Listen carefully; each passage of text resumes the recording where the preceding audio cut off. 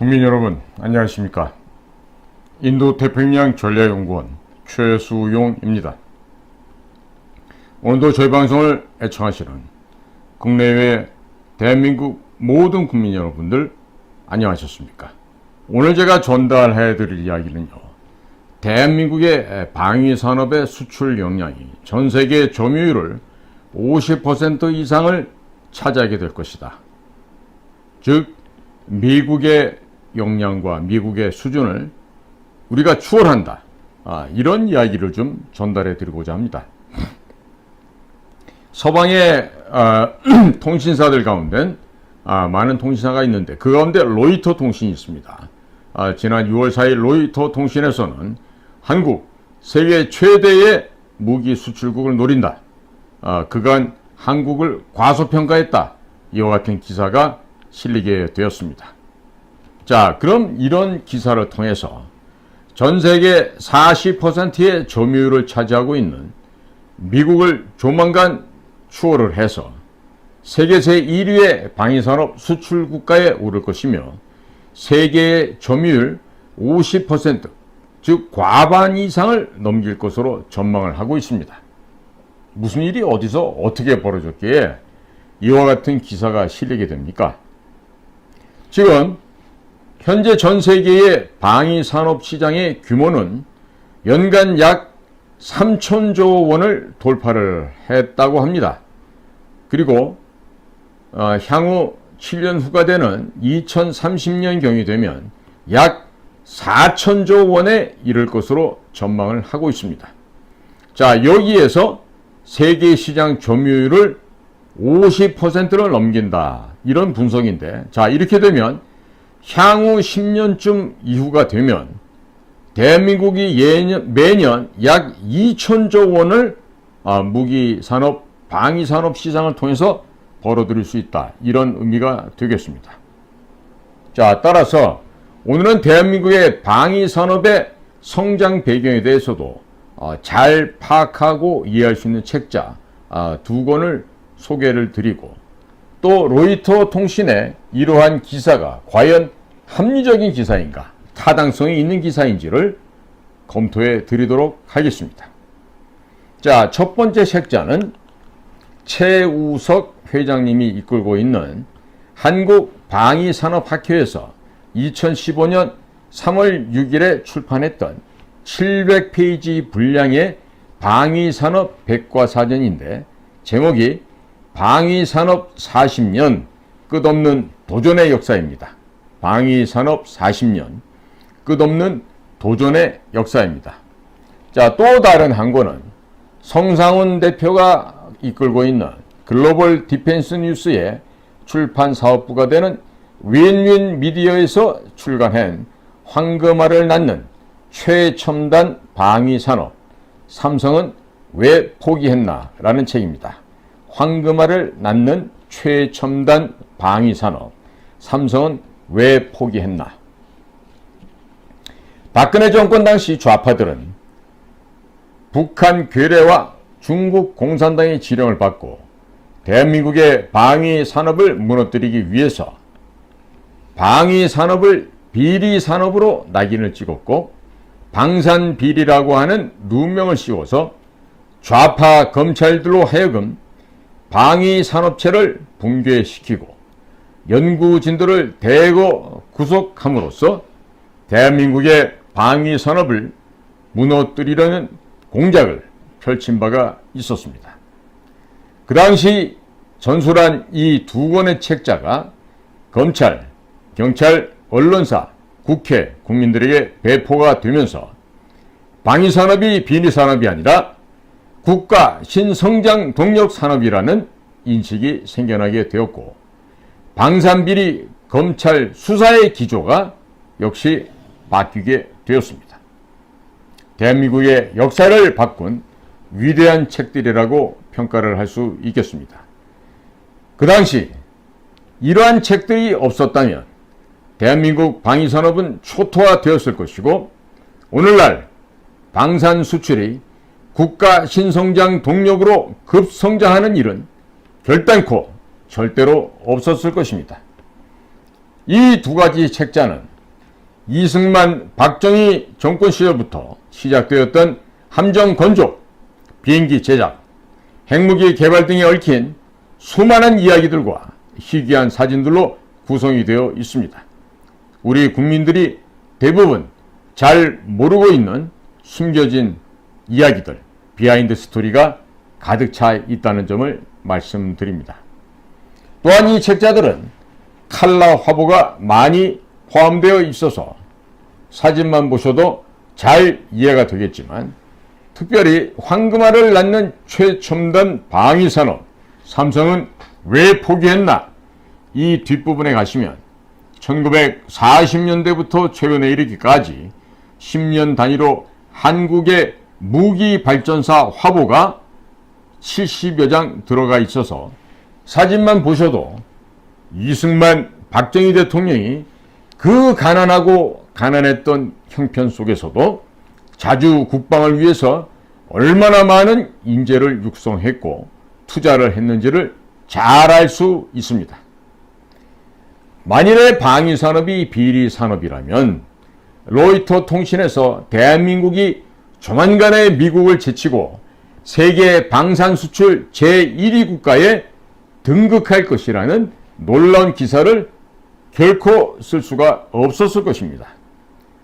북한 괴뢰가 제2차 6.25를 준비하고 있다는 첩보를 입수했던 이승만과 박정희 정권에서 나라를 지켜낼 무기를 우리 손으로 직접 만들기 위해서 피눈물 나는 눈물을 흘리고 땀을 흘리면서 무기 개발을 했던 그 숨막히는 역사가 이 두 권의 책자에 담겨져 있습니다. 자, 이 방송을 보시는 분들께서는 이 책자들을 꼭 한 권씩 구매를 하셔서 집에 보관해 두시고 자주 읽어보시기 바랍니다. 유감스럽게도 이 책자들은 현재 시중 서점에서는 구할 수가 없지만 글로벌 디펜스 뉴스 창고에는 아직 약간 남아있다고 하니 글로벌 디펜스 뉴스로 전화해서 구매하시고 또 자녀들에게도 부모님 세대들의 업적을 선물하시길 바랍니다. 글로벌 디펜스 뉴스 전화번호가 010-6382-0325입니다. 010-6382-0325번입니다. 대한민국 방위산업의 역사는 산업화 및 근대화, 현대화의 역사입니다. 조부모 세대와 부모 세대의 피와 눈물이 고스란히 담겨져 있는 살아있는 역사인 것입니다. 자녀들에게도 이러한 책자를 사서 가보로 물려주시면 좋겠다 생각을 합니다. 전 세계의 메모리 시장과 비메모리 반도체 총 시장 규모는 합쳤을 때 약 700조 원이 채 안 된다고 합니다. 또 전기자동차 2차 전지 세계 시장 규모는 2035년도에 약 815조 원이 될 것으로 전망하는데, 자, 이 두 시장을 다 합쳐도 1515조 이 정도 규모밖에 되지 않는다고 합니다. 그런데 세계 방산 시장 규모가 2030년경에 약 4천조 원에 달할 것이라고 전망이 된다고 하니 얼마나 큰 시장인지 가히 짐작이 가실 것입니다. 더 놀라운 점은 대한민국이 향후 2030년경이 되면 이 4천조 원 시장에서 50%를 넘게 차지할 것이라는 로이터 통신이 전망을 했다고 하는 점이죠. 대한민국이 방산 시장에서 매년 약 2천조 원의 매출을 올릴 것으로 해외 언론이 보도했다는 것은 우리 국민들이 그저 듣기 좋으라고 한 이야기는 아닐 것입니다. 그럼 지금부터 그 근거를 한번 따져보도록 하겠습니다. 2022년 세계 1위의 방산 수출 국가는 미국으로서 현재 약 40%의 세계 시장 점유율을 확보하고 있습니다. 2위가 러시아로서 약 16%, 3위는 프랑스로서 11%, 4위는 중국으로 5.2%, 5위는 독일로 약 4.2%, 6위는 이탈리아로 약 3.8%, 7위는 영국으로 3.2%, 그리고 8위는 스페인 2.6%, 9위 한국 2.4%, 10위 이스라엘 2.3%입니다. 러시아는 우크라이나와의 전쟁에 따라서 금수 조치를 받게 되었고 첨단 반도체와 같은 부품 수급이 어려워져서 더 이상 고성능 무기를 생산하기가 매우 어렵게 되었습니다. 또 러시아 무기를 구매할 경우에 미국의 제재를 받기 때문에 과거 러시아제 무기를 구매했었던 중동, 아프리카, 아시아 국가들이 기술 이전을 잘해주는 한국산 무기로 점차 바뀌어가고 있습니다. 지금 현재도 러시아산 무기를 구매했었던 나라들에게 부품 공급이 되지가 않아서 가동률이 떨어지고 있다고 하며 러시아 전쟁 여파로 상당 기간 자국의 수요 충족도 벅찰 것으로 전망되는 상황입니다. 몇 년 동안 향후 러시아의 무기 수출은 거의 0%까지 떨어지게 될 것으로 전망이 되고 있습니다. 현재 그 시장을 한국산 무기들이 파고들고 있는데 기술 이전, 공장 건설, 기술자 교육 등을 시켜주고 있고 한국군이 작전 교리 및 군사력 건설 노하우도 알려주고 있으니 한번 한국과 거래를 튼 나라들은 다시 러시아산 무기를 구매할 가능성은 거의 없다라고 전망을 하고 있습니다.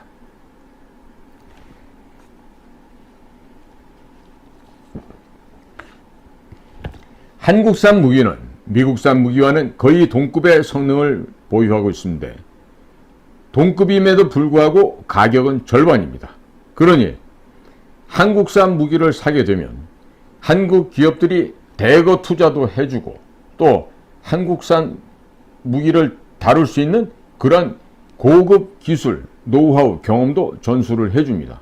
자, 그런데 이러한 한국산 무기를 안 산다면 그 국가는 바로 바보 국가가 되겠죠. 자, 이런 소문이 퍼지자 기존의 러시아산 무기를 구매했었던 대부분의 나라들이 전부 한국산 무기를 사겠다고 접촉을 하고 있습니다. 러시아가 점유했던 16%의 세계 무기 시장의 점유를 우리 기업들이 대부분 흡수하게 될 것으로 전망이 됩니다. 중국은 무기를 수출하면 수출할수록 반중 국가가 늘어나고 있는 특이한 무기 수출 구조를 갖고 있습니다. 중국산 무기를 구매했었던 태국, 말레이시아 등은 한국산 무기 구매로 돌아서고 있습니다. 중국산 전투기들은 미사일 발사가 안 되거나 또 중국산 함선들은 함정에 물이 질질 샌다고 소문이 다 퍼져 있어서 아무도 어느 국가도 안 사려고 한다 합니다. 유럽은 러시아 우크라이나 전쟁의 후과로 에너지 가격과 전기요금이 평소 대비 10배 이상 인상이 되어서 프랑스에서는 빵 가게가 전기 오븐을 돌릴 수가 없어서 문을 닫을 정도로 산업 전반이 무너져 내렸습니다. 산업이 모두 무너져 내렸기에 자국을 지킬 만한 무기 생산 역시 그 능력이 거의 완전히 거세되었다고 하겠습니다. 앞으로 유럽산 무기를 구매할 나라들도 거의 없어질 것입니다. 유럽, 러시아, 중국의 시장 점유율을 국내 기업들이 대거 흡수하게 된다면 5년 안에 전 세계 무기 시장에서 최소 30%까지는 올라갈 수 있게 될 것이며 미국에 이어서 2위가 될 것입니다. 1위인 미국은 1991년 소련이 무너지고 나서 약 30여 년간 군비 축소를 해왔었습니다. 최근 우크라이나, 러시아 간 전쟁에서 탄약 미사일 등을 보내고, 이 탄약 미사일을 미국산을 다 보내고 나니 재고가 이제는 없어졌습니다. 자, 생산을 하려고 보니 생산 라인이 모두 철거되어서 포탄, 탄약, 미사일 등 생산 시설을 재설치하는 데만도 최소 몇 년이 걸리고, 비워진 무기 창고를 다 채우는 데 있어서는 최소 10년 이상이 걸린다고 합니다. 향후 최소 10년간 미국은 각종 탄약 및 재래식 미사일을 수출하기가 어렵게 되었습니다. 이러한 세계 무기 시장을 대한민국이 모두 흡수하게 될 것입니다. 그리고 미국에서 전차, 장갑차 등의 생산 라인이 모두 폐쇄가 되었고, 차기 보병 전투 차량 개념 설계를 대한민국의 한국화약에서 하고 있습니다. 미군이 K9을 미국으로 가져가서 시험을 하고 있는 상황이니 이 어찌된 상황이라 하겠습니까? 미 공군 및 해군 훈련기 역시 한국산 FA-50을 최소 500대에서 1000대가량을 구매할 것으로 전문가들은 전망하고 있습니다. F-35 스텔스기가 너무 잔고장이 많고 유지, 보수 비용이 비싸서 한국산 KF-21이 출시가 되면 이것을 수입해서 사용하는 것이 어떨지 검토하고 있다는 이야기도 흘러나오고 있습니다. F-16의 경우 지금 주문하게 되면 납품까지 최소 10년이 걸린다고 합니다. 그러하니 게다가 주력 기종이라고 하는 F-35는 잔고장이 너무 많고 유지 비용이 폭증해서 가동률이 떨어지기 때문에 조기 퇴역한다는 이야기가 현재 흘러나오고 있습니다. 자, 그러니 2024년부터 KF-21이 출시가 되면 미국과 유럽 전투기 업체들은 초토화될 것이고, 그 시장을 국산 전투기들이 석권할 것으로 전망이 됩니다. 미국은 현재 제6세대 전투기를 개발하고 있는데 그 기술 유출을 우려해서 수출이 금지되고 있습니다. 미국은 1000억 원대 미만의 전투기를 수출할 수가 없게 될 것으로 전망이 됩니다. 신형 F-16도 1000억 원이 훌쩍 넘어가는 매우 비싼 가격입니다. 현재 미국은 더 이상 중저가 전투기를 수출할 만한 마땅한 모델이 없는 상태이기도 하죠. 자, 유럽은 전기요금이 10배 이상 인상이 되어 빵도 못 만드는데 6세대 전투기를 만들겠다고 하니까 그냥 웃음만 나올 따름입니다. 따라서 KF-21이 출시되는 2024년 이후부터 유럽과 미국의 전투기 업체들은 수출 물량이 급격하게 감소될 것이며, 현재 주문받은 물량을 모두 납품을 하고 나면 수출이 불가능하게 될 것입니다. 2030년 이후부터는 전투기 신규 물량 수출이 가능할 수 있는 국가는 대한민국과 러시아 두 나라만 남게 될 것으로 전망이 됩니다. 그러나 러시아 또한 상당 부분의 시장을 대한민국에게 내어주어야만 할 것입니다. 겨우 중국과 아프리카 국가 정도의 수출이 가능할 것으로 예상되고 있습니다. 미 해군도 그들의 함정을 역시 한국 조선소에서 대량 건조하려고 하는 준비를 하고 있으니 미군이 한국산 무기로 중무장하는 상황이 조만간 도래할 것으로 예상이 됩니다. 이미 이번 러시아 우크라이나 전쟁을 통해서 미국이 중저가 무기 생산 능력이 잃어버렸다는 사실이 노정이 되었습니다.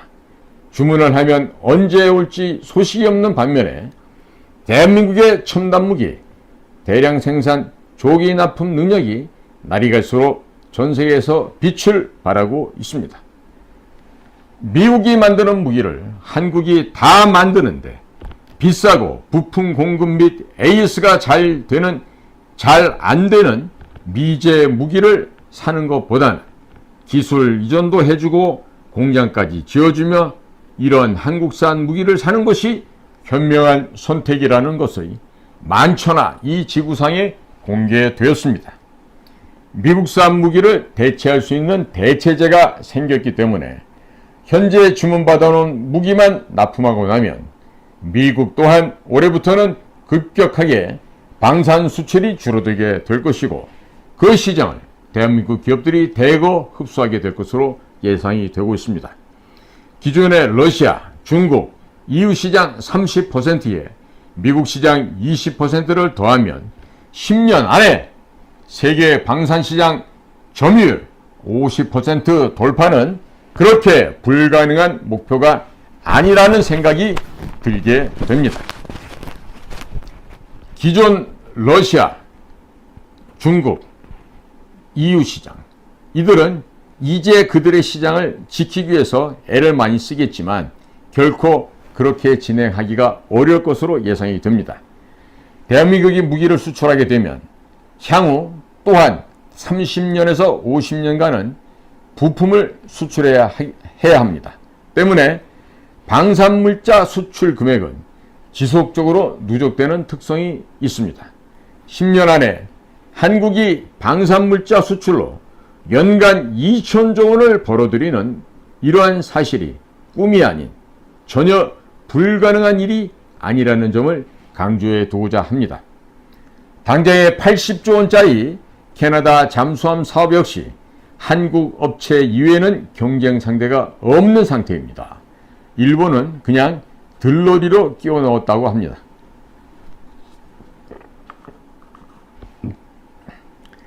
인도, 필리핀, 폴란드에서도 한국산 잠수함을 구매하려고 협상을 하고 있는데 이 금액만 하더라도 100조 원이 넘어갑니다. 잠수함 한 분야에서도 100조 원 수출이 가능하다는 것이 과연 믿겨지십니까? 앞으로는 서방 세계에 퍼져있는 전투기 약 6천여 대를 교체해야만 합니다. 그 시장을 한국 업체가 싹쓸이하게 될 것입니다. 대당 1,000억 원만 잡더라도 전투기 한 분야에서만 600조 원의 시장이 우리를 기다리고 있는 것입니다. 부품 공급까지 감안을 해본다면 매년 천문학적인 돈이 우리를 기다리고 있는 것입니다. 사우디아라비아 한 나라에서의 무기 교체 수요가 약 200조 원 정도로 추산되고 있습니다. 유럽산, 미국산 무기들이 부품 공급이 안 되어서 가동할 수 있는 무기가 별로 없는 상태라고 합니다. 그래서 모두 교체할 예정이라고 하니 한국이 기술을 준다고 하면 거의 대부분이 한국산 무기로 교체될 것입니다.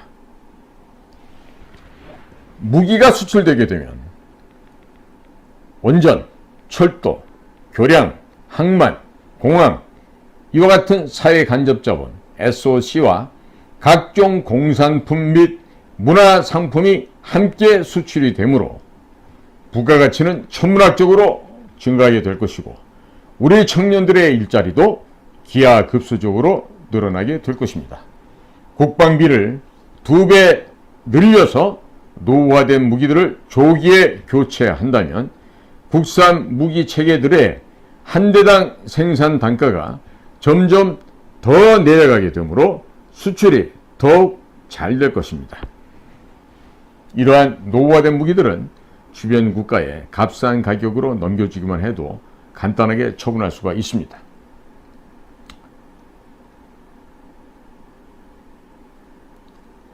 그리고 국방비를 2배 이상 늘려서 이 노후화된 무기들을 조기에 교체하고 이런 국산 무기 체계를 한 대당 생산 단가가 점점 더 내려가게 조치를 하면 대외 시장, 방위산업 시장의 수출은 더욱더 잘 될 것으로 전망이 됩니다.